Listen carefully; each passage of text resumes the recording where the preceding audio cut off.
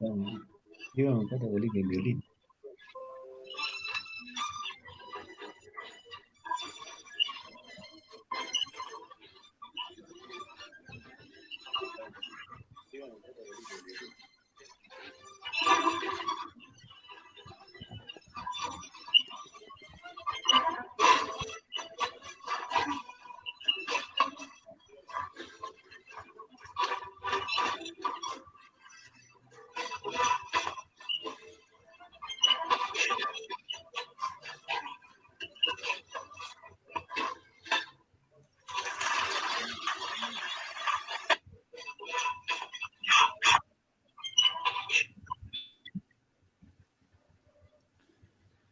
Muy buenas noches. Queremos agradecer. De esta forma estamos empezando esta larga noche de museos de la Facultad de Medicina, Enfermería, Nutrición y Tecnología Médica de la Universidad Mayor de San Andrés. En este momento existen 71 personas que están empezando a seguir este video, en las cuales les damos las bienvenidas. Muy buenas noches. Qué hermosa y qué grande es nuestra patria. De esa manera queremos empezar rindiendo nuestro homenaje a nuestro país. Damos la bienvenida a nuestras autoridades universitarias, al señor decano de la Facultad de Medicina, al doctor Fernando Dávalos Crespo, a nuestro querido señor rector, al doctor Javier Peñaranda Méndez, y a nuestro expositor, el doctor Gonzalo Taboada López. A todos ellos, bienvenidos. Arasi. Qué grande es nuestro país, y de esta manera damos inicio a la 14ª Larga Noche de Museos Virtual, donde nuestra Facultad de Medicina de la Universidad Mayor de San Andrés está participando. Gracias por el apoyo a todas nuestras autoridades universitarias presentes. Damos la palabra a nuestro decano, el doctor Fernando Dávalos Crespo. Muy buenas noches a todos los que nos están viendo, estudiantes de medicina, pobladores de La Paz, de nuestro país. Para nosotros es un grato placer iniciar esta actividad Larga Noche de Museos. Un saludo muy cordial al señor rector, Javier Peñaranda, al profesor, director del Instituto de Genética por muchos años, docente de la facultad, inclusive rector, en fin, un largo currículum, nuestro profesor Gonzalo Taboada.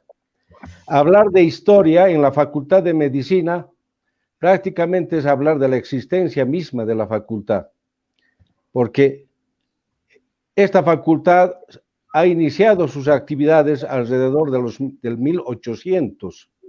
Desde entonces se han ido sumando eventos y se ha ido sumando también nosotros lo que llamamos la materia gris de nuestra facultad. Es una cosa que existe pero que no se palpa y que para nosotros es un gran orgullo seguirla, digamos, aumentando, sumando conocimiento, sumando enseñanza, sumando actividades que hacen crecer a nuestra facultad. Esta es una de esas actividades. Esta larga noche de museos, como ya lo han dicho, tiene prácticamente 14 años y la Facultad de Medicina se ha incorporado hace más o menos 5 años atrás. La Facultad de Medicina aporta esta larga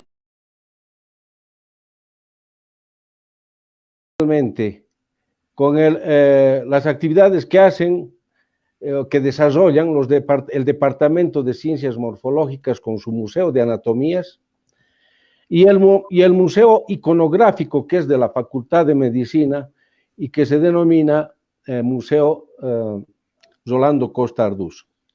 Hablar del Museo de Ciencias Morfológicas, podemos indicar de que este se ha iniciado prácticamente en 1987 con un grupo de docentes que en esas épocas nosotros prácticamente empezábamos nuestro desarrollo como docentes. Sin embargo, en ese grupo había profesores de mucha experiencia y renombre en la medicina boliviana. En esa oportunidad habíamos empezado este museo con prácticamente material de las tres cátedras que conformaban el departamento de morfológicos. Anatomía, la cátedra de anatomía descriptiva, la cátedra de histología descriptiva y la cátedra de embriología descriptiva. Cada una de estas cátedras tenía un espacio prácticamente para mostrar al público, a los estudiantes, todos los trabajos que hacían los estudiantes de medicina. Desde esa época ha ido desarrollando este museo y actualmente es un lugar, vamos a decir así, donde se muestran trabajos que hacen los estudiantes de medicina, elementos que prácticamente a la población les llega prácticamente llega a identificar a la Facultad de Medicina en sus trabajos. Luego, aparte del departamento de Morfológicos con su museo, tenemos nosotros el museo iconográfico, que se denomina, tiene el nombre de un gran profesor, el profesor Rolando Costa Arduz, un profesor de la facultad, emérito, que ha desarrollado muchas actividades en nuestra sociedad, en fin. Y bueno, en ese museo iconográfico tenemos prácticamente la historia de la Facultad de Medicina, de todos los decanos, de los eventos que se han desarrollado en el transcurso del tiempo en la Facultad de Medicina.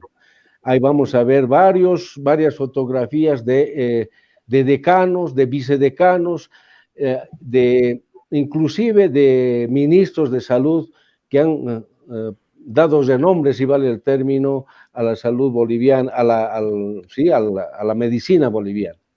Entonces, nosotros aportamos con eso, nosotros estamos prestos para colaborar, ayudar, en fin, aparte de nuestra formación médica, tenemos esas actividades y muchas otras más que posiblemente en próximos años vamos a ir incorporando a esta larga noche de museos. Bien, yo me voy a despedir y muchísimas gracias.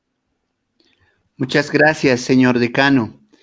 Realmente esta noche estamos muy engalanados, por eso quiero saludar al señor rector de la Universidad Mayor de San Andrés, al doctor Javier Peñaranda Méndez. Señor rector, es un honor tenerlo en esta plataforma. En este momento le están observando 117 personas. Señor rector. Muy buenas noches. Inicialmente quiero saludar a nuestro decano de la Facultad de Medicina, doctor Fernando Dávalos Crespo, a nuestro profesor y expositor en esta noche, doctor Gonzalo Taboada, un gran profesional. Saludar a Álvaro Janco, quien es promotor y coordinador para que se concretice esta larga noche de museos, en este caso a partir de la Facultad de Medicina. Arasi, por esa gran contribución que estás realizando. La verdad que para nosotros como autoridades siempre es muy importante realzar algo que todos no debemos de olvidarnos, nuestra cultura. Sabemos cuán importante es en esta noche de museos conocer qué es lo que fuimos, qué es lo que somos y tal vez hacer un esbozo de qué es lo que queremos ser a partir de esas nuestras raíces. Muy bien hacía referencia el doctor Dávalos cuando decía, tenemos en nuestra facultad dos importantes museos. Un museo de morfológicas que podemos ver para la gente en general, cómo ver la evolución del ser humano, desde lo micro hasta lo macroscópico. Y también en ese ser humano ver en detalle los distintos componentes que tiene, los tejidos, los músculos, los huesos, etcétera, etcétera. Otro museo tan importantísimo para nuestra gente, para nuestra comunidad y para nuestros estudiantes en general, el museo iconográfico, donde claramente se aprecia cuán polifacéticos somos los del área de la salud y particularmente los médicos, porque podemos ver ahí los excelentes profesionales que hemos tenido en la trayectoria como universidad, en la formación de esos profesionales. Podemos ver profesionales que lucharon por sus ideales y cambiaron el rumbo de nuestro país. Y también podemos observar a grandes autoridades nacionales, departamentales, que también con sus aportes pudieron direccionar y construir nuestro sistema de salud en mayor o menor proporción. Entonces, qué importantísimo ver todo eso, que conozcamos como estudiantes, que conozcamos como profesores y conozcamos como público en general, porque eso también es parte de nuestra cultura. Y por eso mis sinceras felicitaciones, porque hoy se siga llevando a cabo a través de plataformas virtuales este emotivo momento, digamos, donde nuestra gente conoce la cultura, en este caso, lo que es nuestra Facultad de Medicina de la Universidad Mayor de San Andrés. Mis sinceras felicitaciones a cada uno de ustedes como organizadores, a nuestro expositor y a nuestro señor decano por el apoyo y este emprendimiento que se tiene. Muchas gracias y felicitar, antes de que me olvide, a todas aquellas personas interesadas por conocer algo más. Gracias. Bueno, muchas gracias, doctor. Agradecer a las personas que nos ven virtualmente por sus dispositivos. También invitarles que se queden hasta el final, ya que durante la transmisión, por medio de sus comentarios, pueden enviar sus preguntas o dudas y serán respondidas al finalizar. Ahora sí, damos paso a nuestro expositor, el doctor Gonzalo Taboada López. Muy bien, bienvenido, doctor. Muchas gracias, estimada Aracy. Un saludo muy especial a nuestro rector, el doctor Javier Peñaranda. Un abrazo y un saludo a nuestro decano, Fernando Dávalos. Y Alvarito, y a usted una felicitación por invitarnos para participar en este evento tan simpático, que siempre nos llena de emoción cuando nos permite transmitir algunas cosas que de repente las desarrollamos o las tenemos en mente. Me han invitado a que sea parte de del aporte a la historia de la medicina, pero a mí me pareció que tenemos varios otros participantes que van a hacerlo con más solvencia, y he escogido un tema muy particular, en la medida en que estamos de repente como especie humana un poco cuestionada en este momento, y hay muchos que piensan que quizá vayamos por el camino de la extinción como especie. Yo creo que esto no va a ocurrir. Por lo tanto, se me ocurrió proponerles y hablar hoy de los genes y la historia de la evolución biológica y cultural en la especie humana. Y si ustedes son tolerantes, agradeciendo por supuesto la tolerancia de nuestros visitantes, voy a hablar un poco de esto en el lenguaje menos técnico posible, cómo se ha evolucionado la biología humana y cómo ha incidido con la cultura, y la cultura ha incidido en la propia evolución biológica. El origen del universo y de la humanidad ha empezado hace millones de años, 10 a la 11, que son millones, miles de millones de años, con el famoso boom. Muchos años después, muchos miles de años después, se dio origen a una molécula que la estamos viendo ahí como escalerita, para dar ya el inicio a la reproducción y a la generación de la vida. Progresivamente fueron complejizándose los pobladores de este planeta. En el Cámbrico ya vemos cómo se complejiza más y aparecen los primates, los homininos, el Homo en sus diferentes variedades, y por último, hace aproximadamente 10.000 años, los humanos modernos.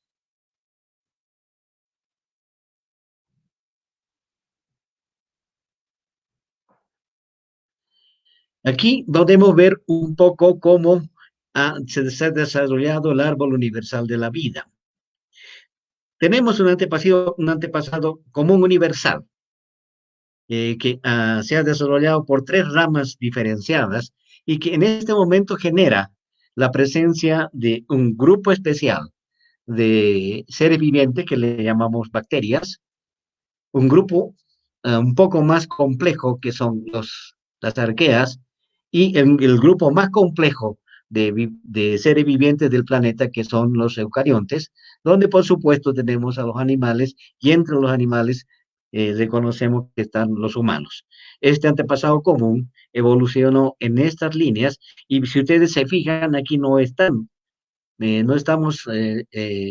comentando la presencia de los virus, porque los virus no son elementos vivos per se, tienen que parasitar a una célula, así sean estas bacterias, o células de las arqueas, o células de los eucariontes, y dentro de estas células recién tienen capacidad para reproducir y generar el conflicto que nos están generando ahora.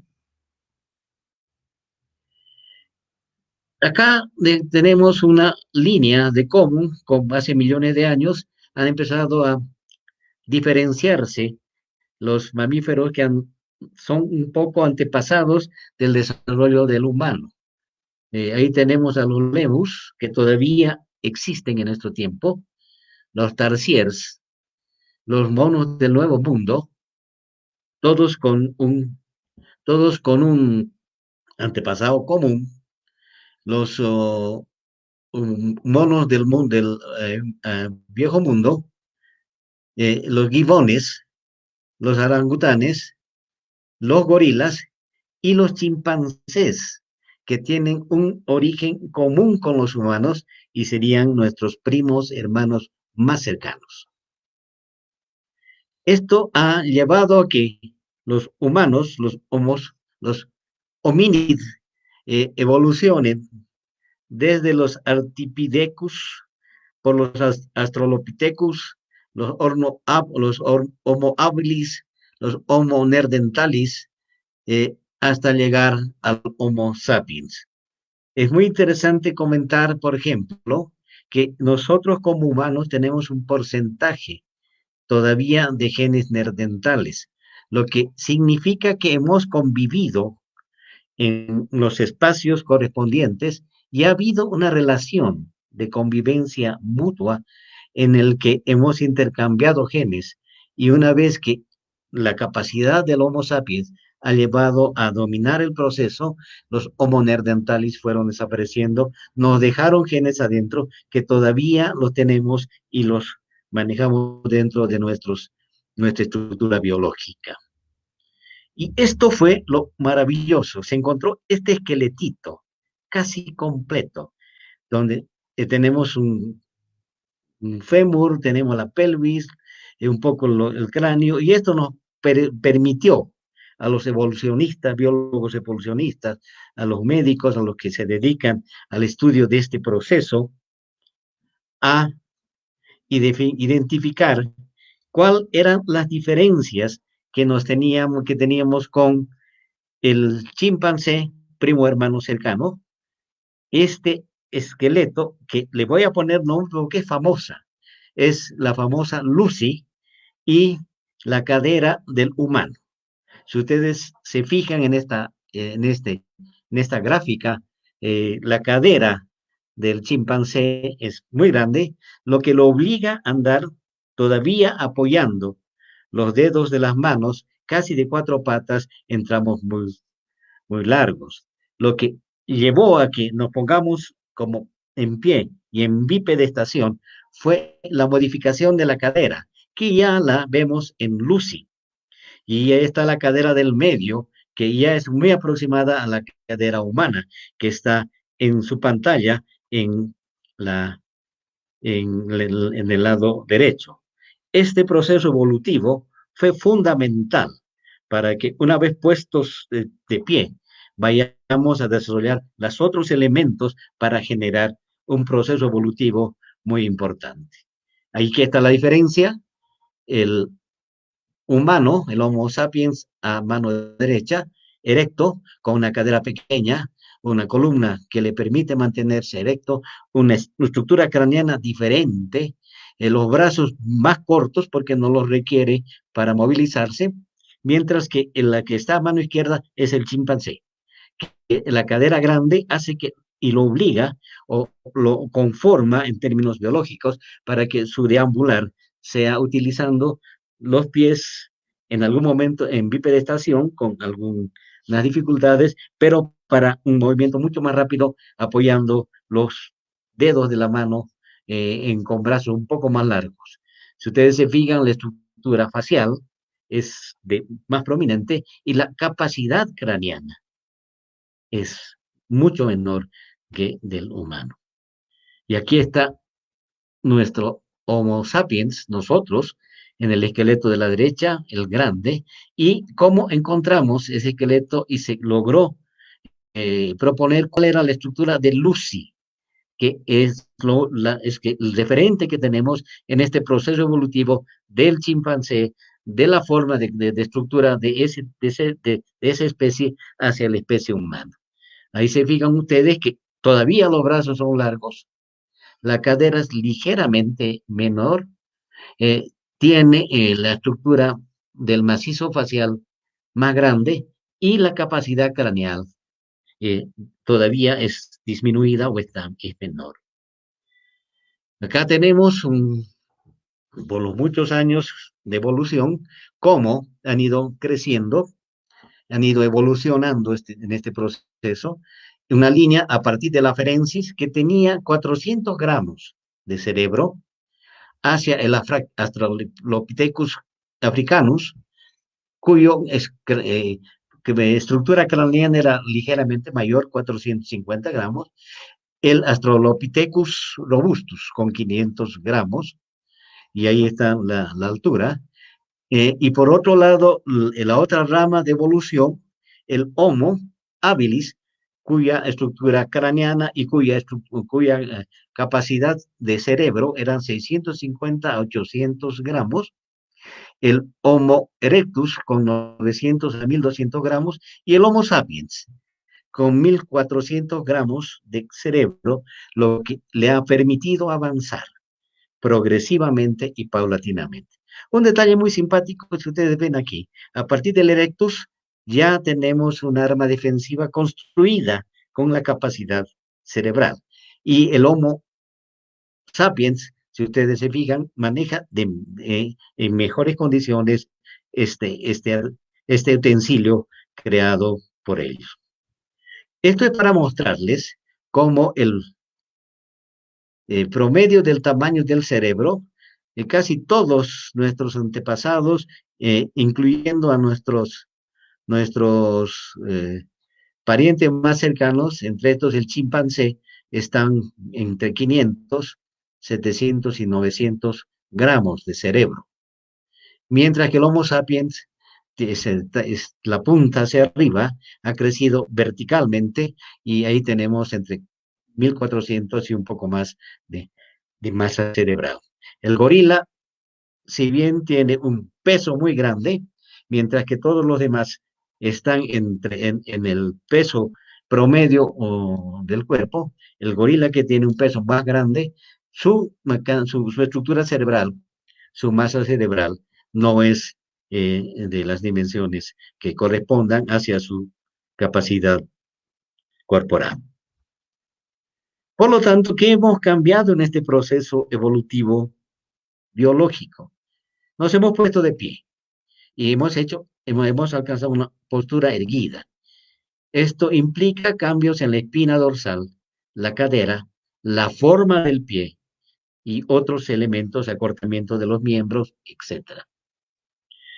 Algo que llevó a que nuestra capacidad biológica incida en el desarrollo de nuestro cerebro y nuestro cerebro genere cultura, han sido los pulgares opuestos y cambios en el brazo y mano, facilitan construcción y de uso de utensilios y una manipulación precisa de una capacidad extraordinariamente pequeña, que todavía la estamos desarrollando a pesar de una alta tecnología que ya ha construido el humano. Ha aumentado el cerebro, se ha reducido la mandíbula y se ha reconfigurado la cara. Tenemos una ovulación críptica y receptividad sexual continua. Es decir, igual que nuestros parientes cercanos, tenemos una ovulación en tiempos, pero tenemos una receptividad sexual continua. Podemos tener relaciones sexuales cuando nosotros lo vayamos a desear. Eso ha incidido en la generación de procesos afectivos de mayor profundidad en relación a nuestros primos hermanos. Han cambiado la piel y nuestras glándulas, hemos perdido el vello y nuestras glándulas sudoríparas aparecieron con mayor proporción. Ya está el vello corporal. Nuestro desarrollo es muy lento. Nuestros niños cuando nacen, nuestros bebés son eh, eh, inermes, no se defienden, no se ponen de pie rápidamente, con relación, por ejemplo, a los bebés que nacen de los chimpancés, que más rápidamente crecen. Se ha modificado nuestra laringe y nuestras vocales, que nos ha permitido generar dentro de este desarrollo biológico para producir desarrollo cultural eh, un, una voz, capacidad de comunicarnos y ir construyendo frases y vocablos. Y por supuesto se ha reorganizado nuestro cerebro. Se ha reorganizado más en esa capacidad craneana. El comportamiento que nos ha dado, por supuesto, con el crecimiento de nuestro cerebro, un comportamiento hacia el desarrollo de la cultura, inteligencia. La inteligencia nos permite abstraer las cosas, categorizarlas y razonarlas, es decir, identificarlas y crearlas para nosotros mentalmente, como las vemos, un lenguaje simbólico a través de la verbalización de nuestros sentimientos y nuestros razonamientos, una autoconciencia, es decir, podemos nosotros elegir y saber dónde tenemos problemas de repente de riesgo o no riesgo, lo que a veces no ocurre, eso no ocurre con las especies primos hermanos más bajos.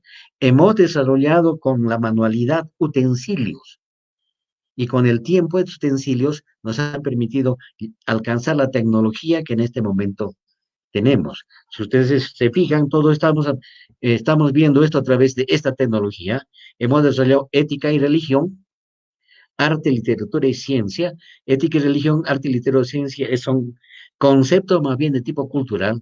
Nos hemos organizado y hemos generado cooperación social, familias, villas, pueblos. Hemos desarrollado instituciones políticas y códigos de leyes que de diferente manera entre las diferentes razas hemos expresado para podernos gobernar y hemos desarrollado una expresión muy sutil de emociones. Por eso a veces decimos, él te tiene cara de jugador de póker, porque difícilmente, si no es jugador de póker, no aprende a controlar la expresión de las emociones en el lenguaje facial. Estas es unas teorías metaéticas clásicas que no las vamos a tocar. Creo que no son parte de la cultura, realismo moral, mandamiento divino, utilitarismo, positivismo, libertarianismo, las cosas que están con la cultura. ¿Y de dónde salió todo esto? De este proceso identificado por Charles Darwin, el origen de las especies, a través de la selección natural. Preservación y favorecimiento a las razas en esta lucha por la vida. Él, en su famoso viaje, en este reconocimiento de las especies, nos ha mostrado cómo la evolución ha generado diferentes especies en diferentes ambientes, el ambiente, cómo ha construido especies que se van adaptando, el ambiente presiona, cambia, hace cambiar a la especie, hace que se adapte si quiere sobrevivir. En los descendientes del hombre, selección en relación al sexo, otro libro extraordinariamente famoso de Charles Darwin, de 1871. Él ya tenía este pensamiento de que si hubiera un razonamiento en los animales, estos animales podrían desarrollar con el tiempo lo que ha desarrollado el hombre, cultura, conexiones, etc. Por lo tanto, nos ha permitido desarrollar cultura y entre las varias cosas que la cultura establece, nos hemos atrevido a elegir esto, comportamiento ético, generamos juicios morales, juzgamos acciones como buenas o malas, desarrollamos códigos morales, normas para juzgar estas acciones. Esto es estrictamente cultural y cerebral. La ética nos da juicios morales, nos da códigos morales, pero también hemos desarrollado un lenguaje simbólico, y hemos desarrollado idiomas, inglés, francés, español, que nos permite comunicarnos entre iguales, entre razas que componemos el mismo proceso de desarrollo cultural. Por lo tanto, lo biológico ha incidido en este desarrollo cultural, y este desarrollo cultural incide en lo biológico. Y por supuesto, esto también nos hemos puesto porque es necesario de repente comentarlo para entender mejor cómo ha sido el desarrollo cultural. Condiciones necesarias tenemos que tener para desarrollar juicios morales. Por lo tanto, tenemos capacidad de anticipar las consecuencias de las acciones propias. Esto es un proceso de desarrollo cultural que va a preservar el desarrollo biológico. Las consecuencias del desarrollo cultural va a ir a preservar las consecuencias del desarrollo biológico. Y la capacidad de juicio y libre albedrío. Por supuesto, podemos elegir. Capacidad de anticipar las consecuencias de las acciones propias. Este es un poco el círculo que da lugar a esto. Ponemos de pie, manejamos los pulgares, generamos herramientas, hacemos uso de las herramientas. Esto nos produce un crecimiento cerebral porque es el cerebro el que va desarrollando, y este crecimiento cerebral lleva a que se perfeccionen nuestras herramientas. Estas nuevas herramientas generan otra vez un crecimiento cerebral, y este crecimiento cerebral o desarrollo cerebral permite más afinadas herramientas hasta llegar a la tecnología actual. Nuestra tecnología es extraordinaria al punto que hemos llegado. Y hemos llegado en un tiempo tan rápido que lo que antes usábamos como teléfono celular hace 10 años, ahora se ha ampliado de manera tan grande que nuestro celular es prácticamente la computadora que llevamos bajo el brazo. La capacidad de hacer juicios de valor, ya lo hemos dicho. Esperemos que esto se profundice mucho poco más en nuestro desarrollo cultural. Y por supuesto, el libre albedrío. Como podemos medir las consecuencias de nuestros actos, podemos elegir entre lo bueno y lo malo. Tenemos libre albedrío en relación a nuestra estructura cultural. Esto decía nuestro famoso Darwin. Un animal con instintos sociales bien definidos, como nosotros, con un resultado de nuestro desarrollo cultural. Y estos hablamos como el afecto entre padres e hijos, adquiriría inevitablemente un sentido moral o conciencia tan pronto como su capacidad intelectual llegara a un estado tan avanzado o casi tan avanzado como se da en el hombre, en la descendencia del hombre, libro famoso por Darwin. Él comenta eso ahí.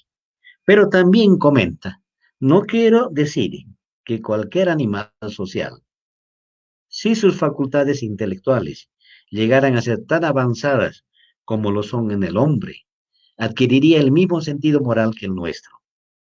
Tendría un sentido de lo que es bueno y de lo que es malo, pero que lo llevaría a conseguir líneas diferentes de conducta.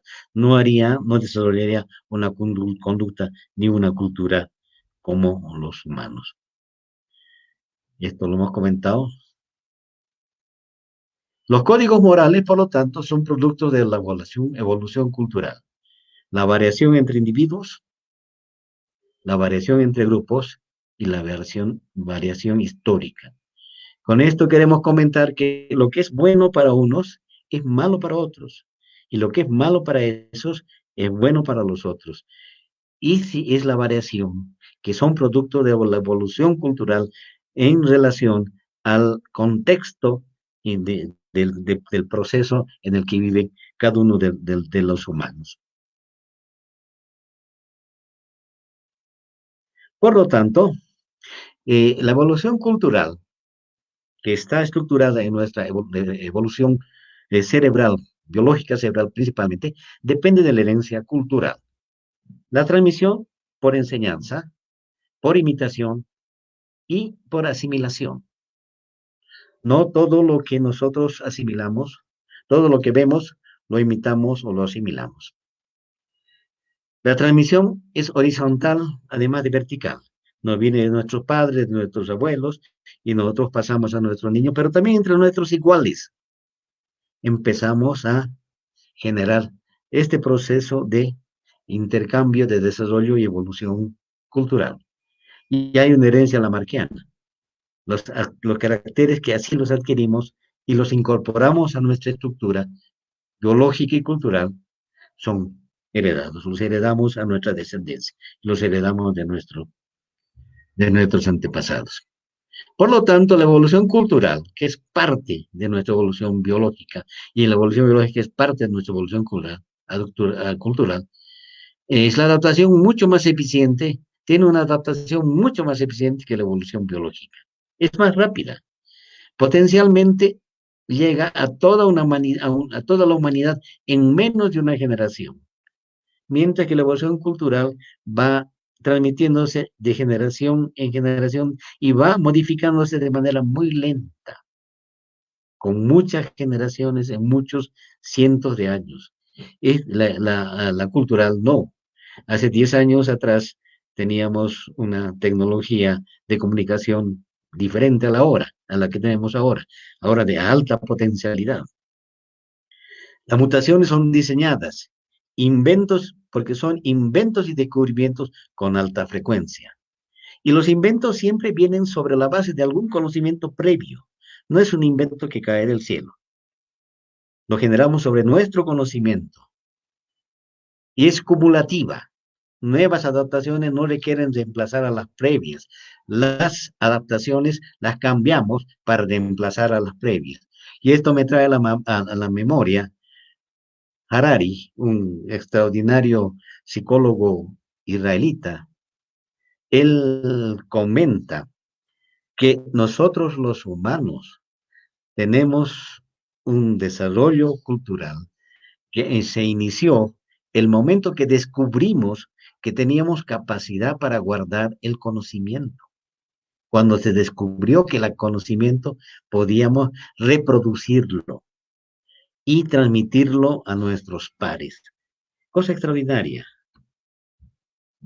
Durante los últimos milenios, la humanidad se ha adaptado cambiando el medio ambiente de acuerdo a nuestras necesidades, de nuestros genes, y no cambiando nuestros genes de acuerdo a las demandas del ambiente.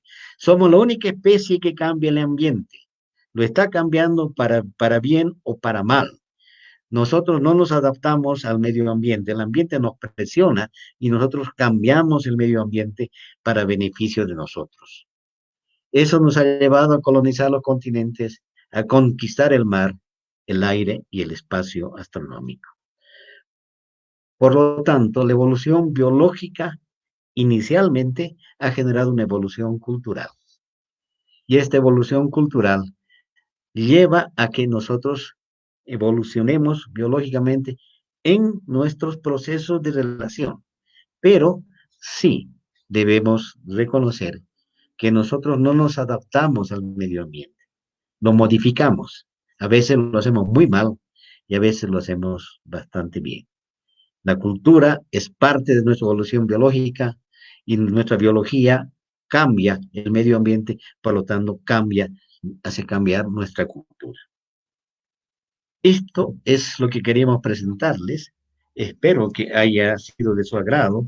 Creo que es pertinente en este momento hablar de estos procesos, porque vemos que estamos en situación compleja y esperemos que esta complejidad vaya pasando con el tiempo. Muchas gracias, profesor Taboada. Muy interesante su ponencia, su exposición. Siempre hay un lema dentro de nuestra facultad que se dice: el estudiante de medicina tiene que tener diversidad de conocimiento. Un estudiante de medicina tiene que conocer diferentes ámbitos Y en esta exposición tan magistral del doctor Gonzalo Taboada se ha visto ese enfoque. Doctor, nos están siguiendo 186 personas mediante la plataforma del museo, mediante esta página. Vamos a pasar algunas preguntas. Si tienen, los que nos están observando esta transmisión, si tienen preguntas, por favor, háganlos saber. Aracy. Sí, estamos esperando los comentarios, doctor, para saber las preguntas si hay alguna duda, pero creo que realmente la exposición y la explicación ha estado muy interesante y más, como dijo, reflejada a nuestra situación actual, ¿no? Realmente creo que es importante que entendamos que al final el ser humano se tiene que adaptar y al adaptarse también cambia la cultura. De acuerdo. Bueno, a ver, esperamos los comentarios.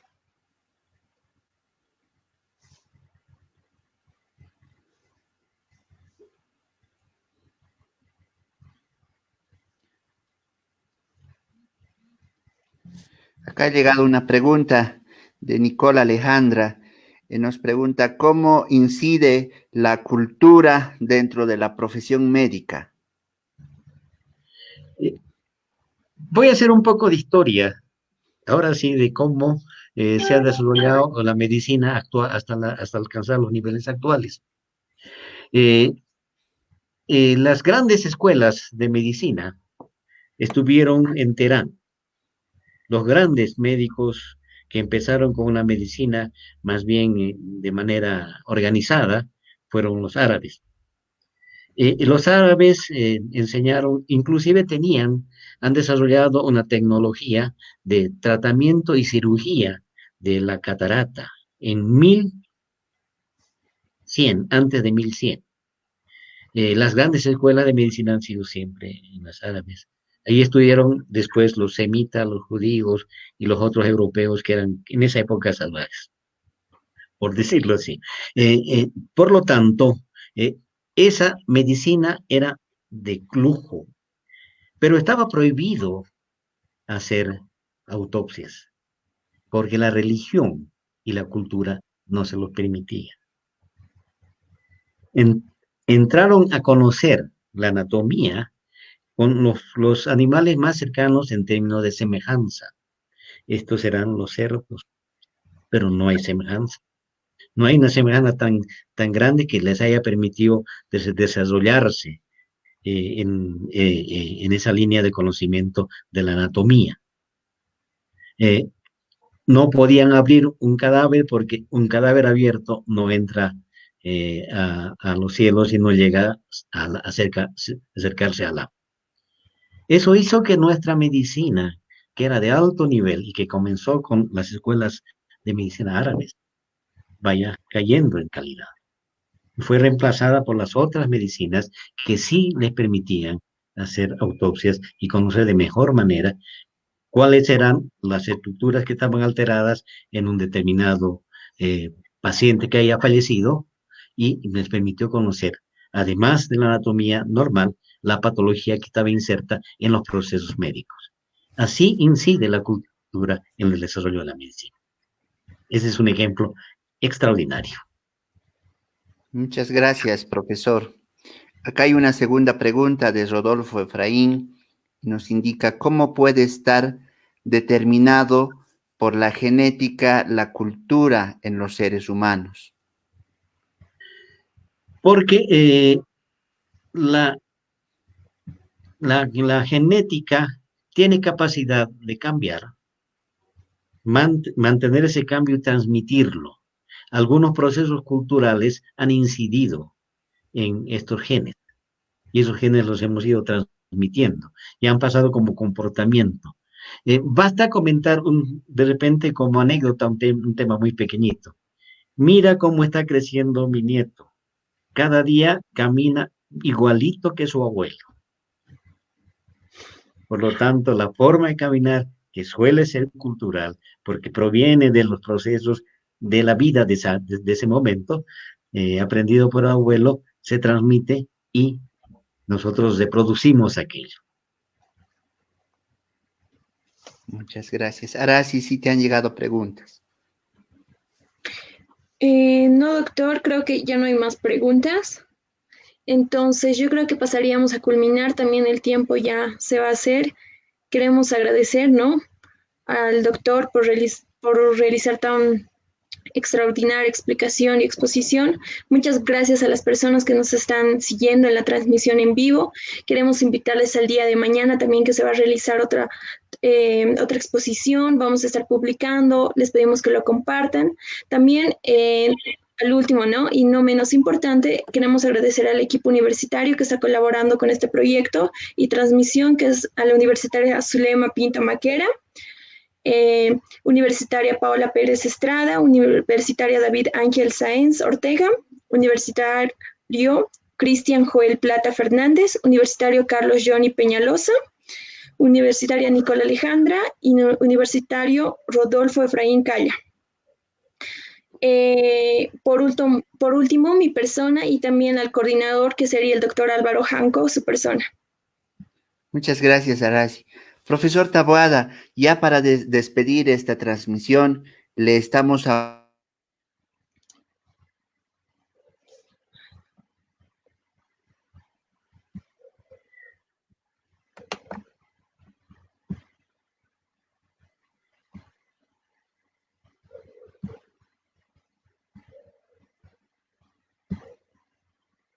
Doctor, creo que su micrófono se silenció. Sí, se silenció el micrófono del doctor Álvaro Janco, sí. Las últimas palabras. Bueno, bueno, sí. Profesor Taboada, yo le agradezco mucho por habernos dado esta conferencia tan importante y tan magistral. Ya para despedir esta transmisión, quisiera, por favor, nos pueda dar un mensaje a toda la comunidad universitaria, a toda la comunidad de la Facultad de Medicina de la UMSA y a las personas que están también haciendo el seguimiento de esta conferencia. En este momento hay 210 personas que están conectadas, que nos están observando. Doctor.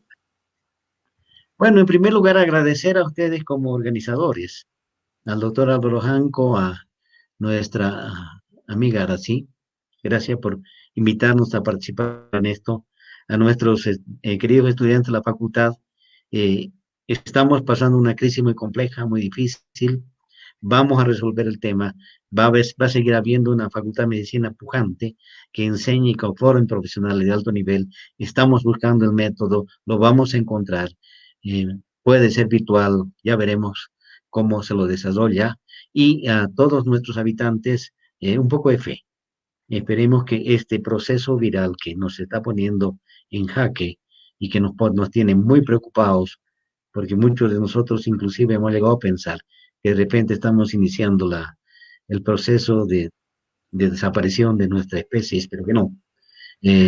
Vayamos a controlarlo y podamos superarlo, porque hemos superado epidemias y pandemias antes, con menos tecnología. A todos nosotros, fe, ser muy obedientes de las normas que hay que hacer, cuidarse, ponerle distancia, lavarse las manos, usar el barbijo, todo aquello que nos han enseñado. Y aquí estamos los médicos para aportar en lo que nos corresponde, al equipo de salud para aportar en lo que nos corresponde, a todo el equipo de salud y ahora a nuestros colegas que nos ayudan en esta conexión virtual, que no lo hubiéramos tenido si no fuera la tecnología y se ha desarrollado a partir de la capacidad cerebral. Muchas gracias. Muchas gracias, profesor doctor Gonzalo Taboada López. Invitamos a todas las personas, ya a momento de despedirnos, a la conferencia del día de mañana a las 19 horas. También se estará transmitiendo mediante esta plataforma. Aracy, ya para despedir esta transmisión. Gracias nuevamente a todas las personas que nos siguen, a las autoridades que también nos han acompañado desde un principio, que nos están apoyando. Gracias, doctor, por la exposición. Nada más invitarles a que se unan a nuestra página, se unan a nuestro Facebook, a la transmisión en vivo. Realmente es muy bonito aprender algo nuevo, y más si se trata sobre la historia de nuestra medicina, de nuestra facultad, cosas que a veces lo dejamos de lado, sin embargo, no dejan de ser importantes. Gracias, nos despedimos, hasta luego. Gracias, hasta luego.